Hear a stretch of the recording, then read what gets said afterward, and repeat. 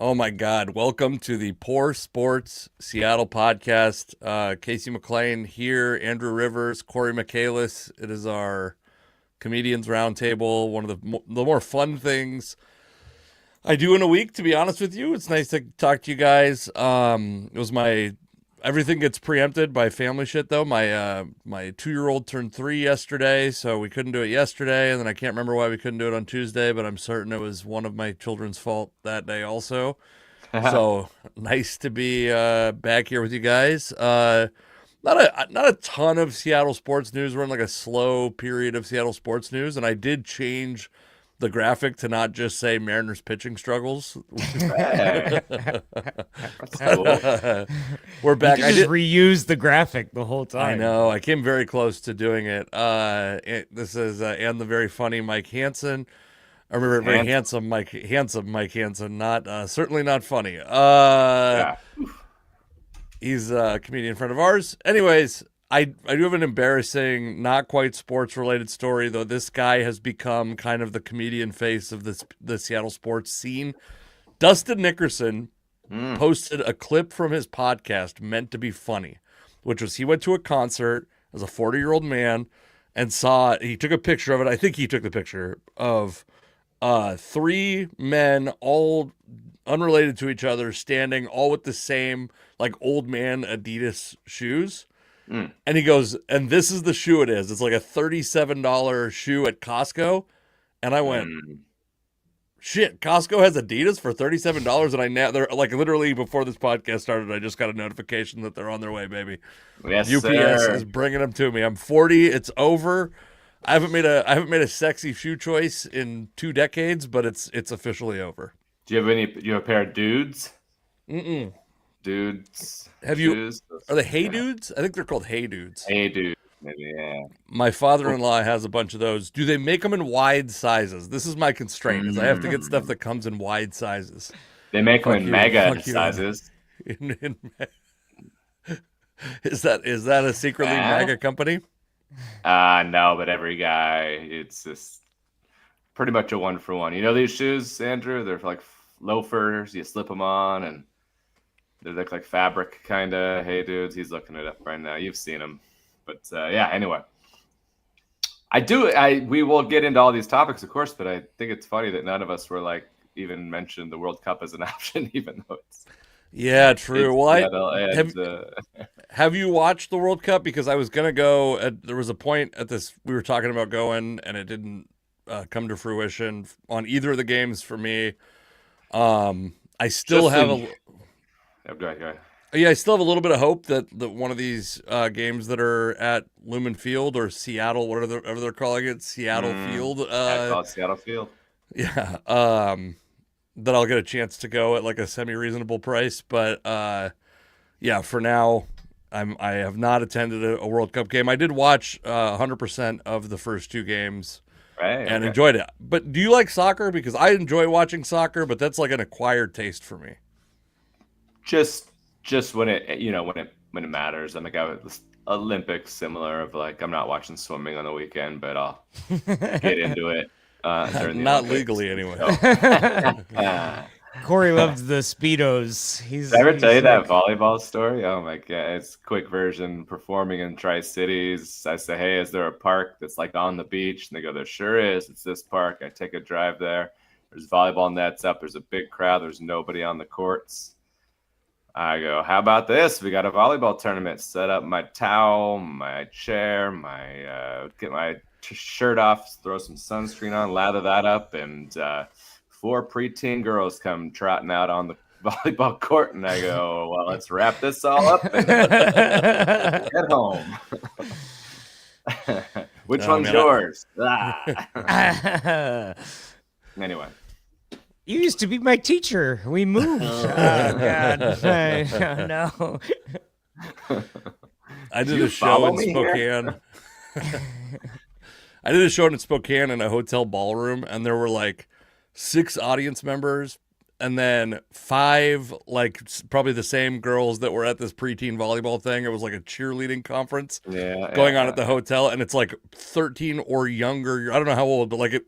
Also, the older you get, the younger people look. So an 18-year-old to me looks like a 13-year-old. But they came, and I'm like, I don't have enough material at this point in my life to even do 45 minutes clean. So I'm just going to backload all the dirty stuff and hope that they leave before then and they stay. And then one of their dads even comes in and he's like, what are you guys doing? And they go, it's comedy night. Leave us alone, Dad. And I'm like, take him, Dad. Please take him. And then I did I got to the dirty stuff, and it was like, tried to clean it as much as possible. Bombed the whole set. Everyone was uncomfortable with this conversation occurring in front of 5 13-year-old girls. And then one of them bought a shirt for me after, and I'm like, I don't even know. Can I take this money? It's like taking your parents' credit card. Is like your allowance? Yeah. Oh man. Really surprised also that your Disallowance. material didn't walk the rest of the audience first, but It was just you and the preteen girls Yeah. at the end. It's an Andrew Rivers fever dream. hey, speaking of shoe shopping, as an old man, I sent a reel in the group chat if you want to play that on the stream. It's like a Christ. quick 15-second hitter. Let's see if It's I a can good figure out how one. to do this. See if you Yeah. can somehow. While you're screen figuring that share. out, NBA news. We got 2 NBA topics for Seattle sports. Yeah, that's good. Podcast that doesn't That's have good. a team, but For a city with no NBA team yet. It's But- coming. let's do it. Giannis traded.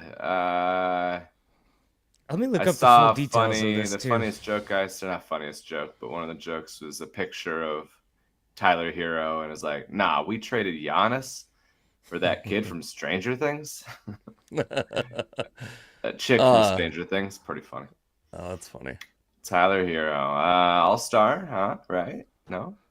Oh, Okay, so this is, fingers crossed, this is going to work. Tell me if you guys even hear audio on it. This is what Andrew sent us. Person with these things in mind. But all that they can see the words revealed is the only real thing that I've got left to feel.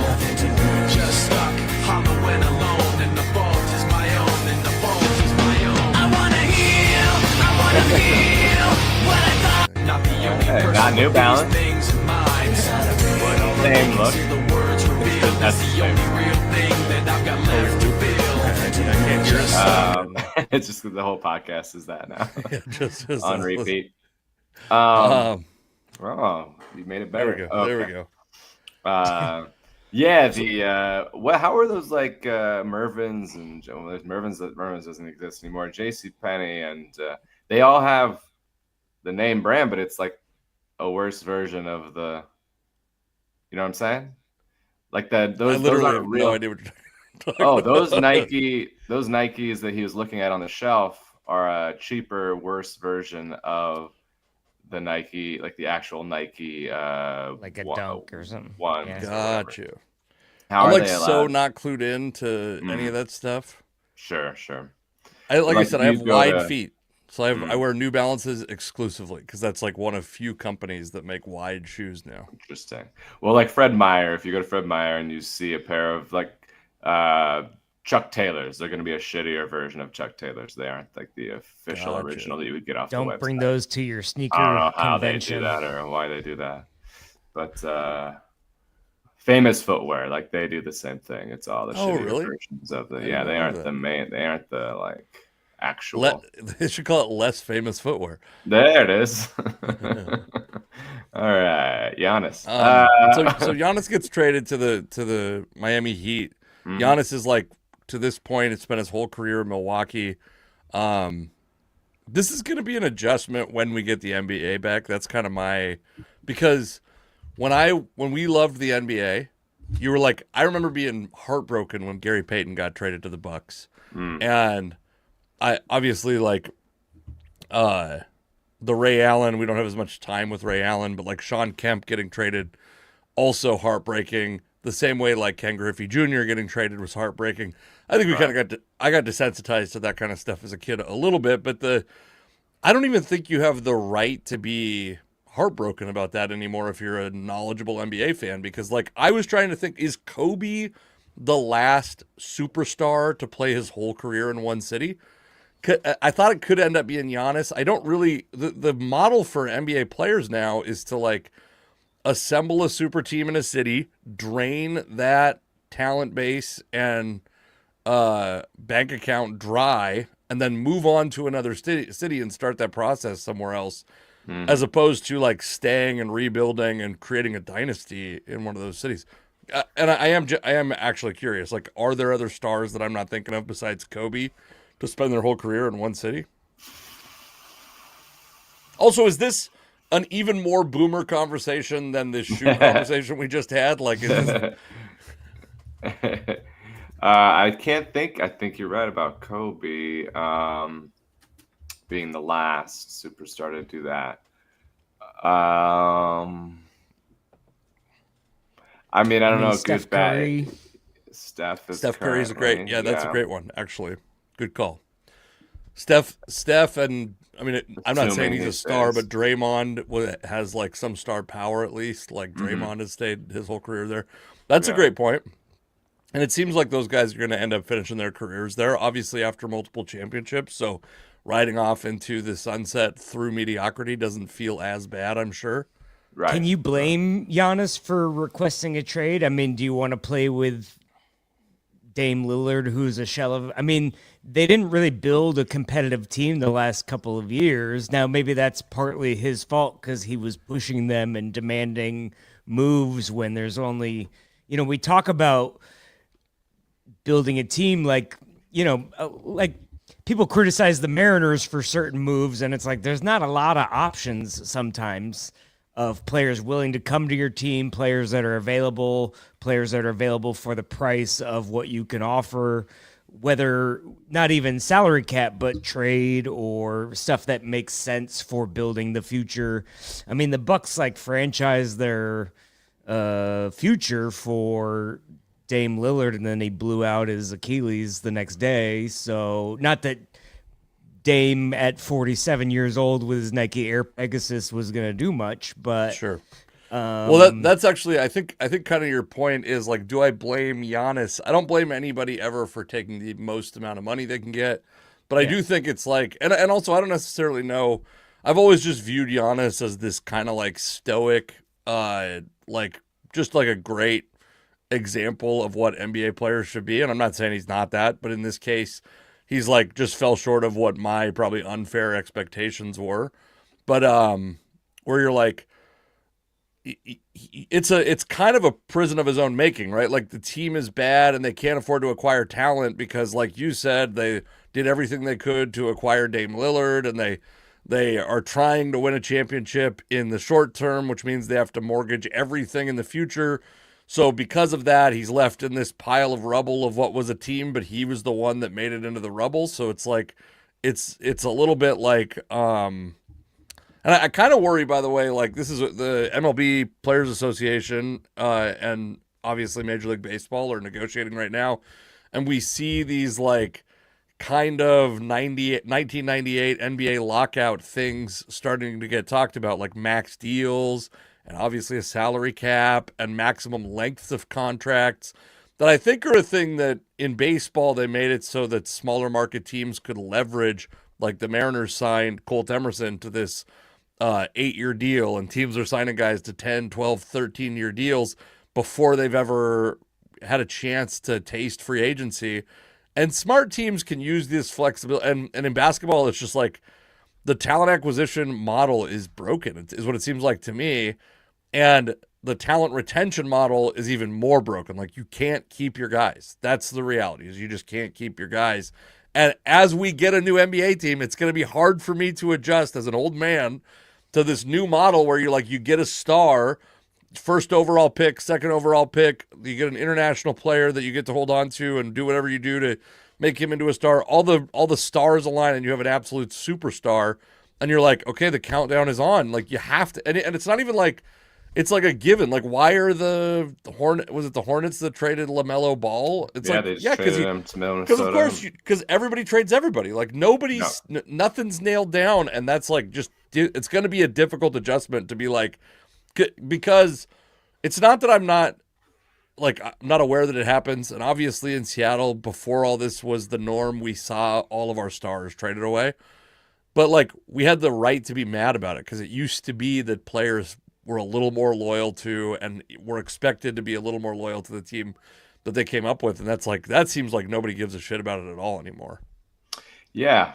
Well, and like, the Giannis trying to get Dame Lillard. I mean, we're kind of connecting to the Northwest. I guess what they had to trade Drew Holiday, who's like arguably a better player right now than Dame Lillard, who ends up in Portland, playing for Portland this year and helping them get to the play, like being their main ball handler, gets them to the playoffs without Dame, who sat out the whole year in Portland, and will come back next year with the new coach. We'll get to the Blazers, I guess, but then right, and then now, okay, but then now, has there been a successful, like, there was that little run where we had like super teams where you talked about having 3 superstars and it worked twice basically, and then I think the trend was to try and make it keep working, but it hasn't worked since. And the teams that are good are built like deep, they defend. They like, so is now Miami is a better situation because it's better franchise. It's a better coach. Although Doc Rivers, I was surprised. Spoelstra's still there, yeah. Okay. I was surprised Doc couldn't do well a little better in Milwaukee, but it's him and Bam right now, and Jaime Jacques was one of the traded players. Tyler Hero was traded. Like 3 first-round picks. First-round picks that are, I believe, swaps. 4 first-round picks and 3 of them are swaps, as opposed or to a 33-year-old guy whose main skill is physicality, who's been injured half the last 2 seasons. It could be interesting. I mean, I don't know that. I mean, it's a better situation. I mean, if you get, him and Bam Adebayo. Adebayo, okay. I'm not gonna work here anymore. Naga. I mean, they technically have some of the same skill set, and so I'm curious if you just surround 2 giant monsters with a bunch of random 3-point shooters. And they seem to play transition basketball where it's fast paced and run and gun. Maybe they don't, if you score more on offense, your defense gets better, all those things. But I don't know. You got to do something. So I get it. Miami wasn't going anywhere on their own unless they could play the Washington Wizards every game. So, I respect both the moves. I also don't know about paying 18 first-round picks for the guy, but, if I was a Miami fan, I'd be celebrating because it makes the short, it might be better to just blow up the future, and if this doesn't work out, then it's easier to kind of rebuild. You get the cycle with over faster, maybe. The Warriors, I think that's should have done possible. that or something, instead of like every year they go with the Warriors, are they contenders again? And every year it's like, well, no, it's that past 5 years ago probably. And I mean, LaMelo, that's an interesting. I mean, we have to get too into it, but Minnesota makes some trades, and then they go, all right, well, Naz Reid is now going to be their starter and instead of Julius Randle, and the city loves Naz Reid, and they're like, all right, Naz Reid's their guy, and then the next day they trade him for LaMelo, and so now they have 2 backcourt stars who, need the ball in their hands quite a bit. LaMelo can distribute, obviously, but like, and LaMelo wasn't winning. I mean, so Charlotte was not a win. Good team, so they and he's he driving made a his big step this Ferrari year. and hitting kids in the sidewalk, and I don't Let's know. talk about something bad he's done at least. Him and Brandon Ayuk can carpool together, and These are just things that I am like, I'm very much worried about when the time comes. Dude, yeah. Ayuk's not in Minnesota. What are you talking about? You're thinking of Juwan Jennings. Well, I was just joking about. He's been trending for all of his nonsense, and Yeah, the NFC West outside of Seattle, it feels like each team has someone imploding completely. I mean, Kyler Murray imploded so far. He was a 5'9" guy that got traded or got and released and sent to. He's in Minnesota also, but yeah, I don't know. It's just this is one of those things where when I check in on the NBA for stuff like this, it's like I remember how crazy it seemed to me that teams would trade for expiring contracts. Like that was such a like that to me represented such an anti-competitive way. Like to me that was like the system's broken when you're like this guy who's not going to be here is more valuable to me than this guy that's here that will be here. And that means that I should trade for him. That was like a weird we haven't seen that a ton in baseball. I'm sure we'll start to see it as time goes on. We see rentals, but when they trade for rentals, it's because that guy's going to be valuable in a short period, right? Yeah. Let's trade Rob Refsnyder for 3 first-round picks. His expiring contract. We just gotta. My memory is like very much Bonzi Wells, I believe, got traded as one of those guys that was like an expiring contract, and that makes him worth like gold because the team doesn't have to. Because maybe they'll be able to sign. The whole system's fucked in the NBA, and it's going to just be so hard to adjust to it. And that's one thing I'm worried about. We don't need to belabor this too long. The Giannis trade is so monumental to sports that I thought it was worth talking about and how it's going to make us look at the NBA differently. But your boy down in Portland, Corey, can you explain this a little better than I can? Yeah, maybe I'll try. But Chauncey Billups gets arrested or whatever and charged and suspended, maybe officially fired at some point, I assume. He tried to enter the NFL supplemental draft. The interim head in that, the betting scandal, and the interim head coach was Tiago Splitter, who was an assistant, ends up doing very, very well, takes them to the playoffs, play-in, and then the playoffs. They win one game, are relatively competitive to the eventual champs. Not the eventual conference champs.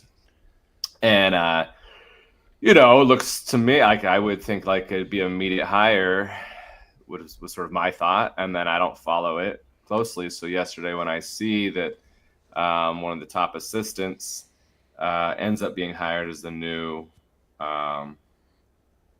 coach for the Blazers. I always get his name wrong. Ted Lasso of the NBA. Nori. So he gets hired, and he's been looking. He's been the top assistant for a few years, trying to find a head coaching job. I was surprised, so I went and looked, and I was like, man, that's really controversial. But it was because Splitter had already been hired by the Bulls as their new head coach, and so that's just sort of interesting. I don't know his contract off the top of my head. I'd have to look it up. I don't know it at all. But he, probably chose more money and moves on, or doesn't want to be a part of the Blazers organization. He was beloved. This is what we talked about on a thing earlier, is that they were lowballing this new owner of the Blazers is a cheap bastard who doesn't want to pay for anything, and he only offered him one guaranteed year. That's what Nori ends up getting, is one guaranteed year and a low and below market, below the market value. Can I make a comedy analogy for this? From what it sounds like to me, yes. You guys I think you'll like this. There's a website called Gig Salad, where inevitably you're like, this is what a comedian costs. We all have a rough idea of what a comedian costs. A professional comedian costs this much or more, depending on if they can put asses in seats. I cost the bottom end of that range, and a guy like Andrew Rivers, get out your checkbook, start writing, because it's a lot of zeros at the end of that. But no, it's a lot of zeros at the beginning too. But. We all have like a rough idea of what we'd like to be paid, what our peers get paid, the people who are like actual working comics. What happens with Gig Salad is anybody that calls themselves a comic can submit a bid, and then inevitably what happens is somebody who really sucks puts in a bid for $100, and they deliver a really bad show to that person who doesn't understand why Andrew's show costs $38,000 and this person wants $100 for their show. Why there's a quality difference? I'm arguing there's probably not that big of a quality difference. But no, but you know what I mean? Like, this feels like a thing where it's like a bad precedent. It's like being a scab in a union dispute, kind of. Like what I think people are mad about. Nori maybe doesn't isn't, he might be years away from getting a job. So I understand Otherwise, why he would do it. possibly. Yeah. But it's like this dude in Portland seems like he's trying to come into a league where there is a union and there are like established standards and do this like tech disruption thing. Sometimes these things go really well, but usually when the disruption is like pay everyone less, make conditions worse, they don't go very well, right? Like Right. Paul Allen did that. He came in and he's like, okay, well, we can only pay players so much, so we're going to pay the shit out of coaches. We're going to make the facilities amazing. We're going to make people want to come here. That's the market advantage we can use my money for. This guy's like, well, my market advantage is I'm going to just slash costs at every turn, including the coach of the team. And he's just not going to get great quality talent for that position. If that's at least the threat, right? Right. And his argument, I suspect, is something. I mean, his team in the NHL wins the Stanley Cup this year, and he hired that coach in a similar way, and that coach has been there 8 years, and he might just go, well, look, I have a model for doing this is how I do business, and it can work. And that remains to be seen or whatever. But or as we alluded to, and there's been rumors of, like, maybe he's fine with the team moving. If they, let me do all this, they aren't going to give me in a stadium because I'm doing all of this. It needs 600 million in renovations or remodel or whatever. And they don't give it to me, and then we bounce. But there's not like any, that's just like, yeah, I don't think there's any actual legitimate reports of him wanting to do that. But the writing was on the wall with Clay Bennett when he can't, no, I'll keep him here as long as they give me as long as they give me a new arena. Meanwhile, every email was like, can't wait to move the team to Oklahoma. Yeah. So I wonder what his emails are saying. Yeah, release And the then emails. we sued them and went to court, and then we were like, you know what? We're about to win this lawsuit, but just give us a couple bucks and you can get out of here and For folks buy that my are- stickers. if you're young enough to not, which it's crazy that now it's almost 20 years without the Yeah. Sonics. So a huge chunk of the NBA fan base has never watched an NBA that included the Sonics. There's a movie called Sonicsgate that does a great job of explaining all the things that went wrong, and it's like you can blame Clay Bennett, and I do a lot. There was a lot of people to blame in that besides Clay Bennett. I'm not excusing anything from Clay Bennett. Sure. One of No. those guys is Aubrey McClendon, who like a couple years after that got discovered to have been defrauding some people through his firm and then drove his vehicle into a wall to kill himself. So he was the main money guy, by the way. Clay Bennett was the face. The money was Aubrey McClendon, and he was a fraudster. So like so many things had to go wrong, and so many just really shitty or misguided people had to get control of that team for it to happen. But Oh man, Aubrey McClendon, Aubrey Huff, my ex-wife Aubrey. Man, it's rough. you Yeah, fall speaking in of love. loyalty She's over great. here, you're talking to the wrong guy about staying with one team forever. That's true. So I don't know. I just found it all interesting, but there's no reports. The report is Bickerstaff, JB Bickerstaff, who's the coach of the Pistons, is now the NBA Coach Association president, and he spoke out and was like, I don't know, this doesn't seem great. But then another coach, the coach of the Minnesota coach, was like, good for Nori, great for him. I don't see a problem with this. But also, he's not the NBA. He's not the labor. Yeah. Well, and also leader. like Yeah, of course the association head, his job is to be like everybody should get the most amount of money they can possibly get because it's a good precedent for the rest of the league. Right. The NFL Players Association used to get mad at Tom Brady for taking less money because it was like a bad precedent for an elite quarterback to take less money. So this is not incredibly surprising, but I also think it's one of those things where like if I'm this Nori guy, I've been this guy where you're like, well, I could go, host at this club and lose money and try to get it, and it's like not great, but maybe isn't the best labor practice to have a person. I never slept in my car, but like to have your staff sleeping in their car so that they can lose money on your gig, essentially Right. your staff, but also like those are the opportunity. Those are the things that you can do if you're looking to actually figure out a career. And that's, Right. hopefully this works out for the Nori guy, whether it's Well, in he was Portland or not. Yeah. Well, he was a Wolves assistant, so I guess that, Sure. doesn't, the Wolves coach is going to be like good for him, This is Interesting. many years ago, Gabriel Rutledge. First time I opened for him, he goes, I'd like you to open for me, but I got to tell you, he was very upfront. He goes, I'm going to pay you half of what you deserve because that's the only way that I will do the gig is if they pay me more money. So you can come with me, but it's half of the money that you would normally get if you did this gig. And I was like, Yeah. fuck yeah, because I didn't need the money.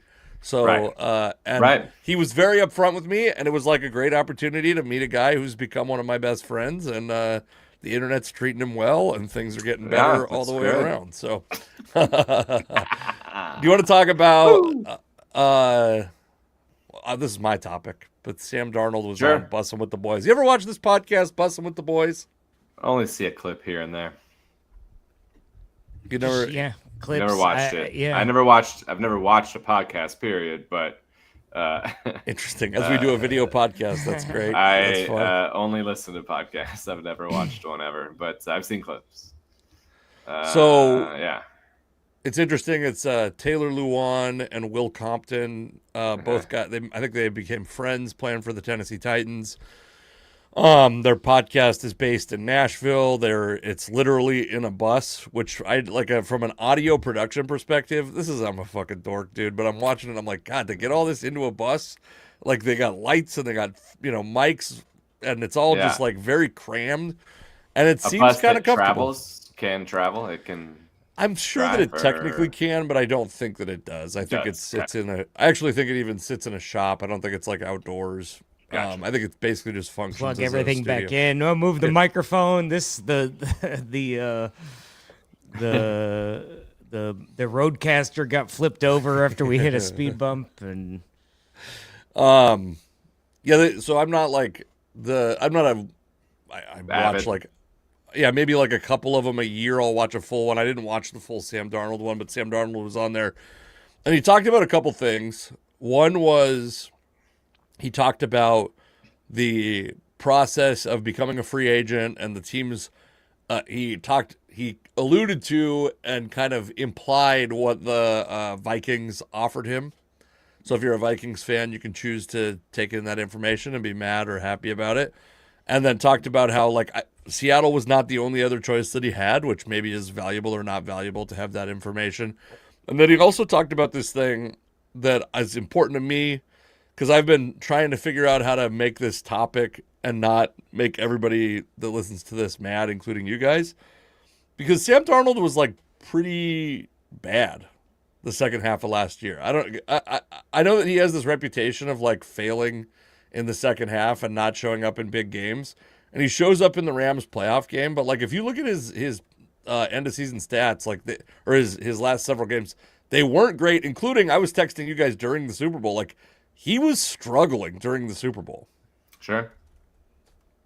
I think I take offense to the word bad. Okay. He that's wasn't fine. turning the ball over. He wasn't making bad mistakes. He certainly wasn't excelling. He wasn't pulling the bus necessarily. He was on the bus. He was bussing with the boys, you might He was say. fussing with the boys, But honestly, it reminded me of the Let Russell Wilson Cook season where he starts off amazing and then he has a couple shaky games and they go, we don't even need you to score 5 touchdowns. We just need you to not fuck up. And that is what we needed. I mean, we had the elite defense, and when it came time to make a difference, like in the NFC Championship game, he balled out and outscored the Rams. And so I think that that is a system managing him as needed, and it is less exciting football, but tell that to the big fat ring that I bought offline for $12. That's going to turn my hand green. Yeah, I mean, of course, I do think that quarterbacks get too much credit and too much blame for Super Bowl victories and losses. And I am not saying that I think that the Seahawks should move on from Sam Darnold. Geno Smith obviously- might be available for trade. If you haven't seen it, folks, go check out Geno Smith's. Can we clarify this? Do you guys know for sure? I know he had a son that he was like bragging about a lot. Is that the same lady? Is this the same child, or does Geno Smith now? Do we know he has multiple children? I don't know. Because Geno Smith got accused of watching porn and playing video games instead of playing with the son. Yeah. I think. Yeah. And, Now let's talk about some of the bad things he's done. You know, like, let's. yeah, I want to. He has one son, Seven Santana, who is currently 7 years old. Didn't Andre 3000 name his kid Seven or something like that too? I think George Costanza wanted to, and then Yeah, guess Seven Seinfeld Benjamin, Seven Serious Benjamin. Interesting. I just remember 6 from Joey. What was that show called? Blossom. okay. Remember 6? 6, 7. By the way, this is the most boomery we've ever been on an episode. I think we're just Casey's tra- like, the trading kids, blows. they're naming the kids all wrong. Yeah, the names.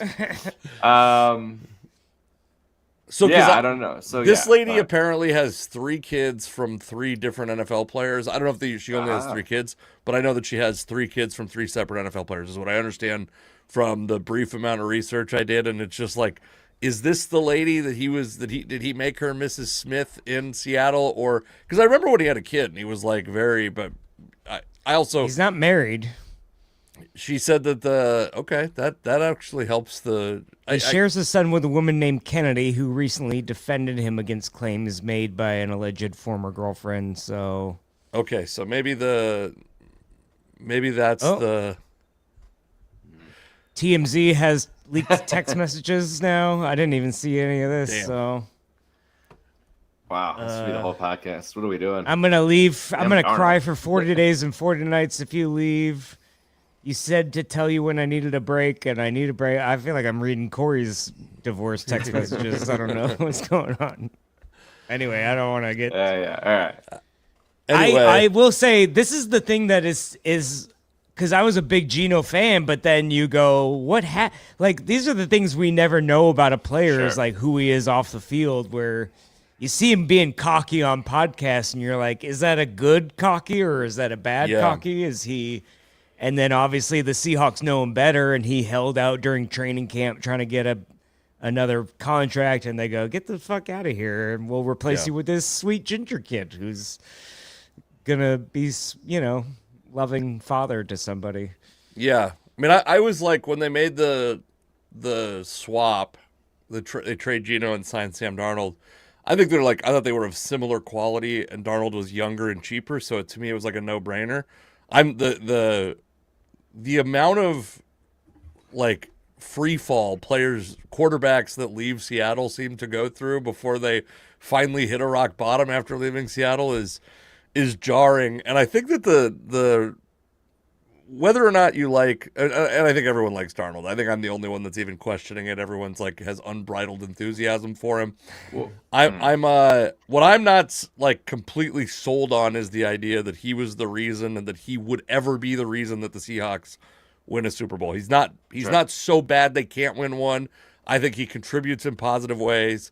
But I'm like, I do think it's possible that at some point in the next couple of years there's an upgrade available. Be that like if Jalen Milroe develops into something, or if for some reason they have and I think the Seahawks have structured his contract and the way they've handled the quarterback position since John Schneider came to Seattle has been so brilliant, where they've given themselves outs at every turn.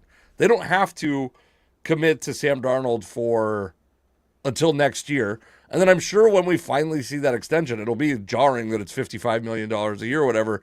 But if it's for 3 or 4 years, they can get out of that deal relatively quickly. If he has a similar season and we still win the Super Bowl, do you think he'll get a max contract, or do you think the Seahawks will give it to him?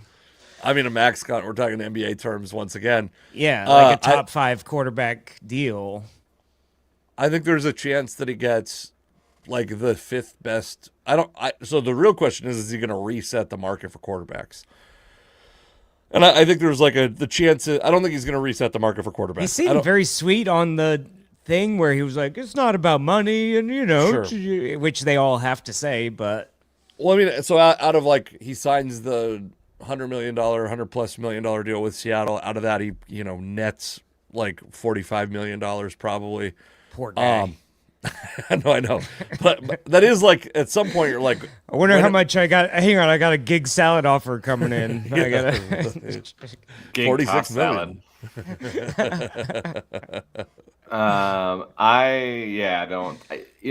The tough thing about looking at, I mean, I haven't looked further than stats on Sam Darnold's season.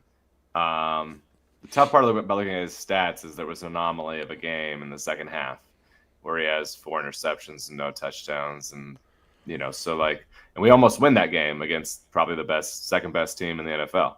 Mm-hmm.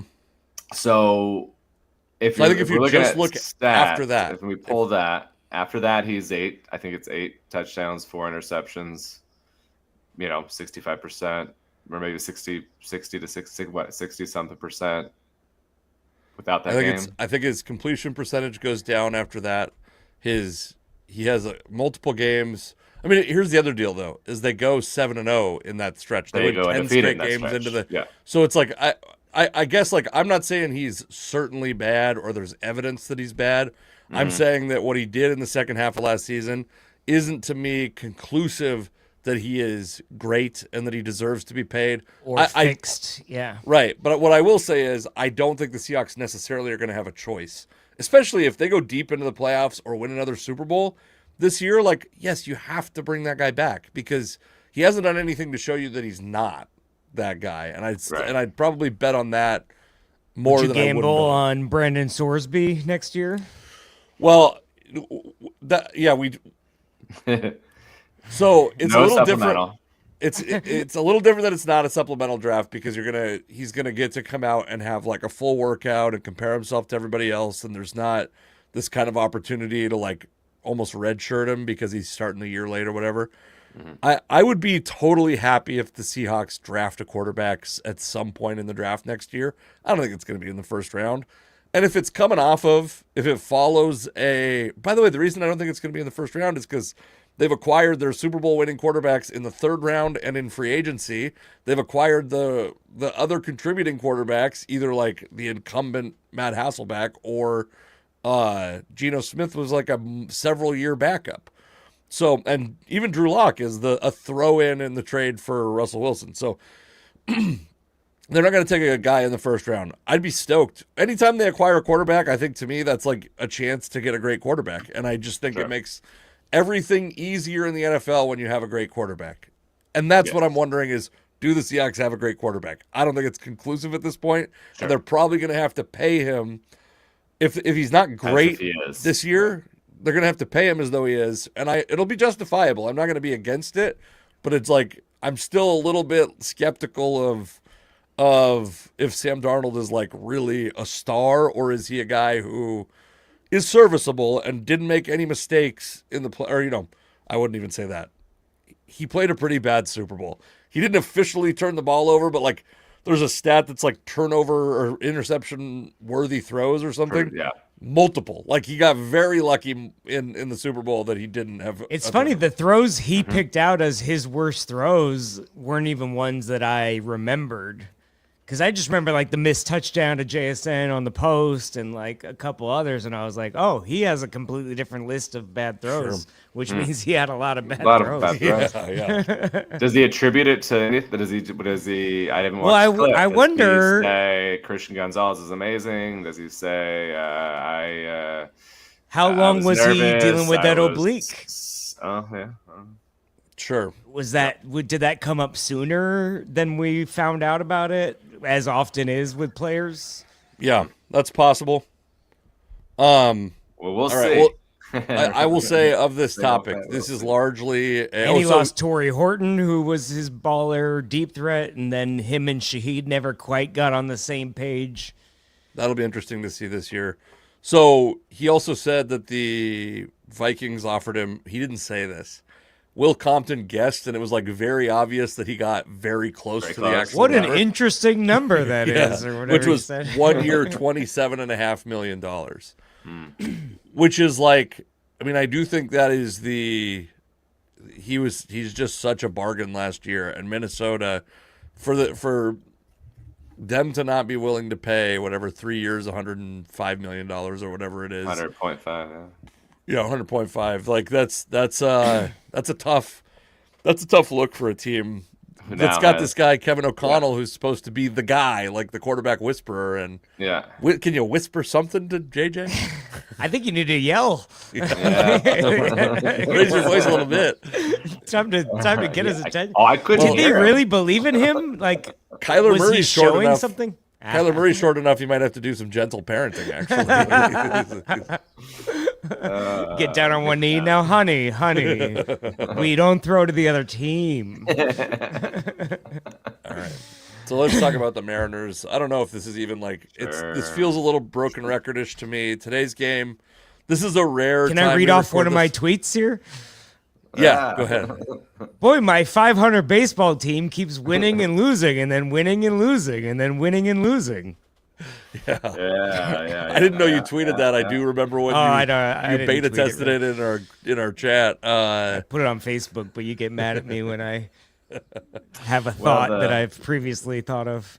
This is a rare day where this can be a post game show. Yeah, I the game woke up started at and the game was in 9:30. the sixth inning. I was like, this is nice.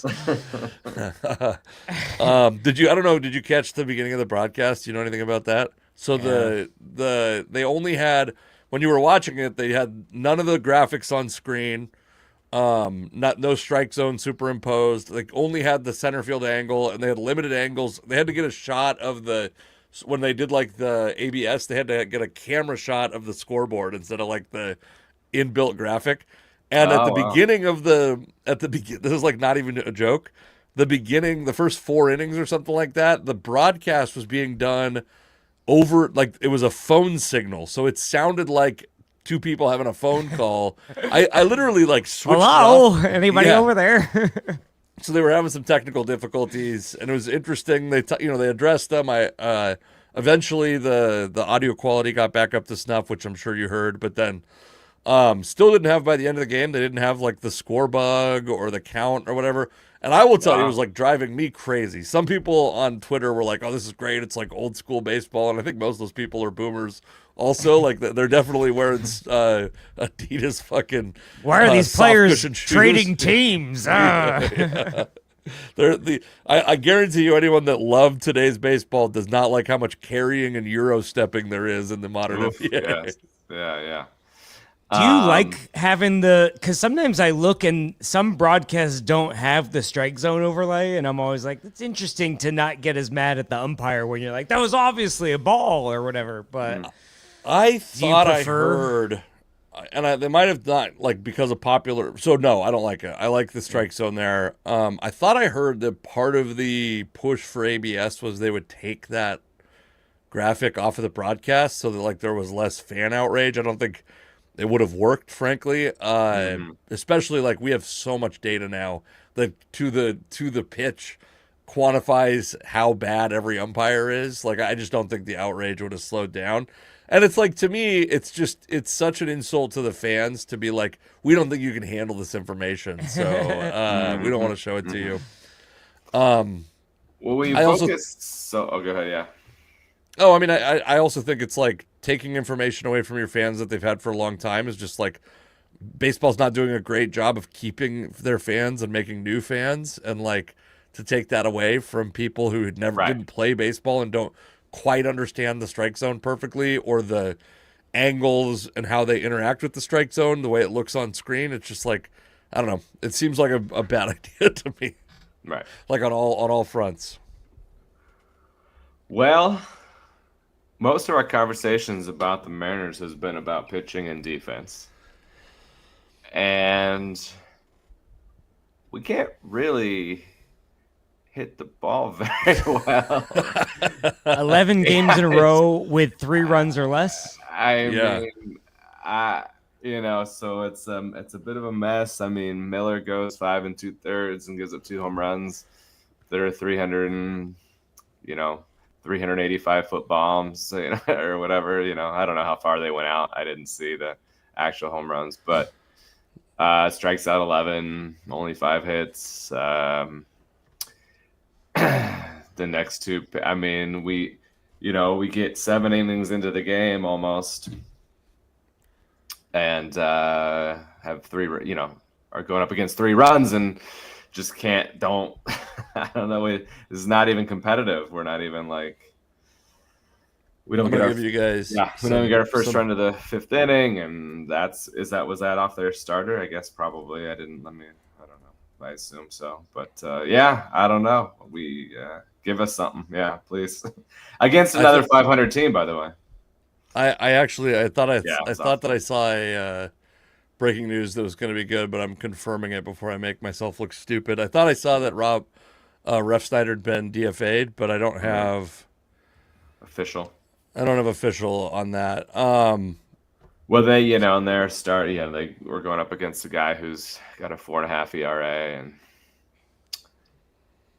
I don't know. Our pitching, even though it's been complicated, you alluded to it in a tweet. I'm about to read that tweet, okay? Let me read the tweet because we've talked a lot about the pitching. We've talked a lot about the piggyback. The offense has done a very nice thing for the 6-man rotation and the piggyback by being so bad that we're not talking about the piggyback and the 6-man rotation anymore. But I wanted to just show. I sent this to you guys. You guys both didn't give me a single response. I was waiting for you to read it on the podcast so I could make fun of you. Since the Mariners brought Bryce Miller off the IL on May 13th, and then I gave a bunch of editorialization, they are 2nd in baseball in starting pitching, Fangraphs WAR, 3rd in baseball in starting pitching, xFIP, which to me is the best park adjusted stat that you can, or not. It's not quite park adjusted, but it's like a good shorthand for, and it's on an ERA scale. It's better than ERA. They're great in that, and they are 28th in the league in innings pitched by relief pitchers. A lot of the concern about the 6-man rotation is all this taxing it would do on the bullpen, and we've talked about how these guys kept getting injured. It's not because they're being overused. The Mariners are 28th in that span in innings pitched by relief pitchers, and 16 1/3 of those innings were by relief pitchers named Bryce Miller and Luis Castillo. And if those guys... who are piggybackers, and if you subtract that, those innings, they would be the 30th least, or the 30th most. They would be the least used bullpen in all of baseball. So, yes, Matt Brash got hurt. Andres Munoz has looked tough. None of it. The amount of shit that the piggyback is getting blamed for, to me, I'm blown away. This thing has worked incredibly well. The Mariners pitching staff, which was already pretty good, has gotten better since it got implemented, and they've done all this stuff with the 6-man rotation, and fans hate it. And I just don't understand. They hate it. They're not I don't like this, I'm uncomfortable with it, but it seems to be working. They're it's obviously a bad idea. I think I saw our mutual friend Jeremiah Coughlin say, if you're a fucking communist or something if you piggyback or something. I don't know, that maybe that's a positive for him. He's from Portland, but he said something negative about what piggybackers should do, and I just was it's worked so well for something people hate so much. Well, the average fan doesn't even know what xFIP is, so I mean, by the way, the only reason I brought it up is because they're 1st in ERA. In that stretch, their staff is 1st in ERA, but they play in a pitcher's ballpark, so it's not. Let's do the more. Speaking of average fans, by the way, we were going to have Casey explain one of these fancy pitching charts to us, but the Mariners are one of 3 teams with a positive run differential in the American League. Mm-hmm. So again, we've talked about this, but they just need to be 500 at the trade deadline and see what opportunities open up. And I don't know if that's going to be possible, but the pitching is good enough to keep them in it. JP still can't make routine throws from third base, but because he literally, his max velocity throw this year is 79 miles an hour. He has no arm. He's a terrible defensive third baseman, and we'll see what it's like. Yeah, it's just I posted this, and I don't know if one of you guys liked it. Maybe Corey liked it, or But velocity isn't the issue. I mean, there will be guys lollygagging to first, and he takes 3 gather steps and lines up his throw, and Naylor still has to run into the guy. Sure, that's a problem. Today there was one that should have been a routine double play that he doesn't. He doesn't get. Yeah. He made a play. He was shifted into the shortstop Yeah. position the other day where he makes a double play, and he literally takes like 2 steps to his left, which is not impressive. Dives for a ball that an average shortstop would have just fielded cleanly, and like the whole world is like, "Oh, JP's a magician," and I'm like, He glove shovels it. Yeah. He makes this tremendous play because he has to. Because if he was had average, Ball was range probably for a coming shortstop. out on its own, and he just accidentally pushed it towards the second baseman. It probably was lucky. By the way, I love JP, and a couple weeks ago, Mina. He's one of our Kimes- best hitters. He is, and a couple weeks ago, Mina Kimes, she interviewed Julio Rodriguez and asked like superlatives, like they were high school graduates, and Yes. he was like, "Who would you most want to be? Or who's the most likely to be a manager?"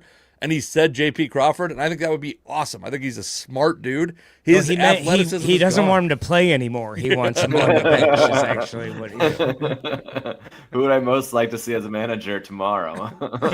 He did, by the way, say, "Who would you least like to date your sister?" And he said Cole Young, which Oh, that was wow. surprising to me. It was surprising. Maybe Cole Young's a little whore. We don't know. Oh, maybe his sister's 13. No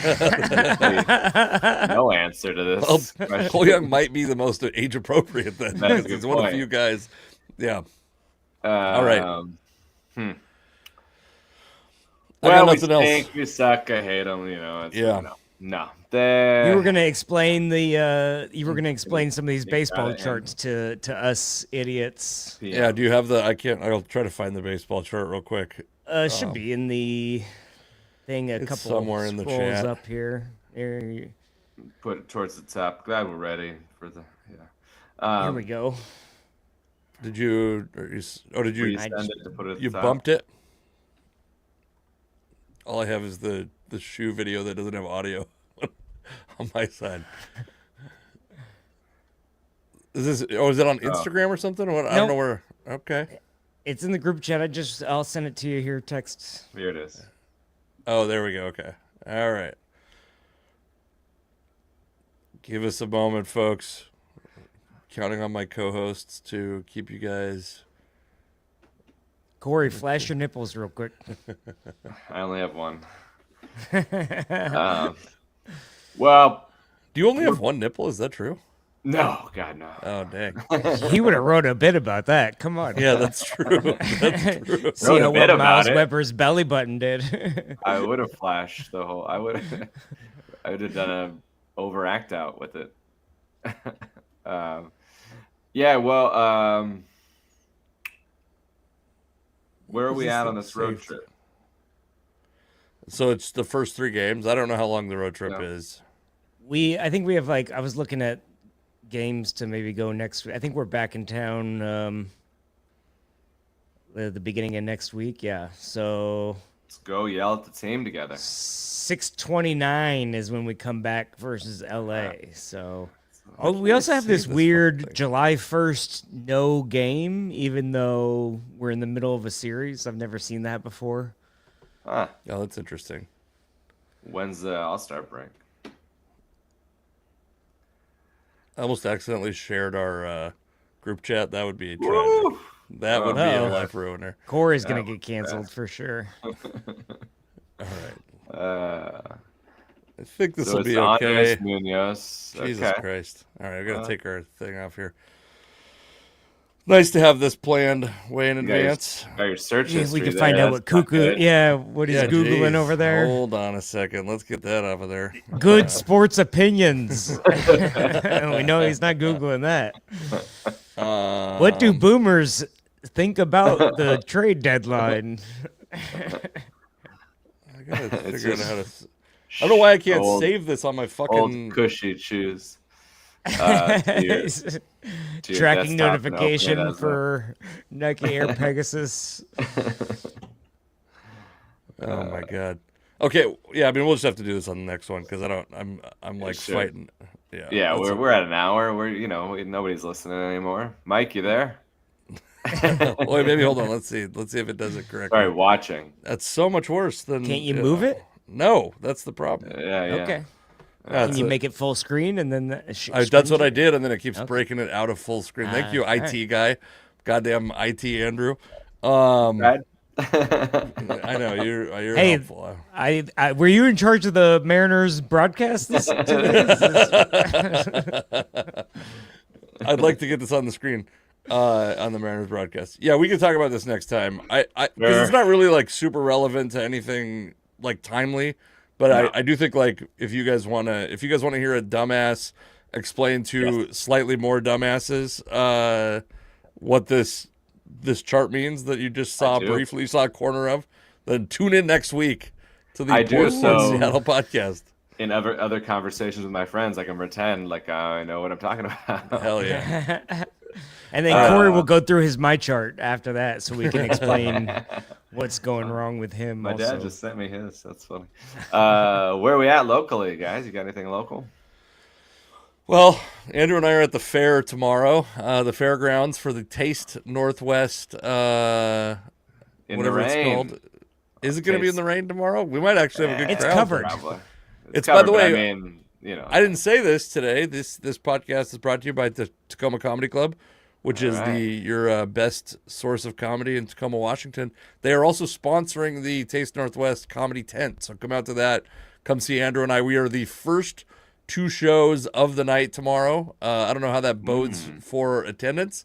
The one where they get to decide do they or do they not come, that hurts me the quite a bit. future of There's the gonna be weekend.